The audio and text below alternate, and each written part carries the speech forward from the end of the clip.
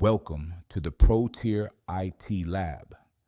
Today, we're going beyond the free tier into real cloud environments with real infrastructure. You're going to build, configure, and secure a multi-tier cloud architecture that mirrors what enterprises actually run. In the beginner track, you launched a single virtual machine.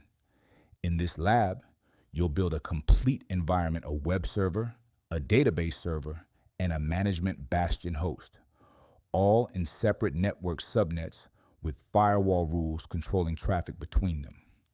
This is called a multi-tier architecture, and it's what every cloud architect designs on day one. You'll do this in both AWS and Azure because the concepts are the same, but the implementation differs.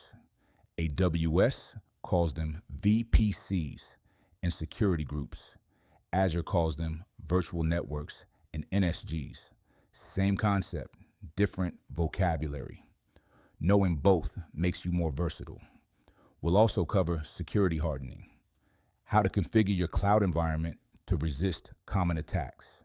You'll set up network segmentation, restrict SSH access to a bastion host, configure security group rules, and apply least privilege OIM policies. By the end of this lab, you'll have built a real secured cloud environment that you can show in an interview and say, I built this.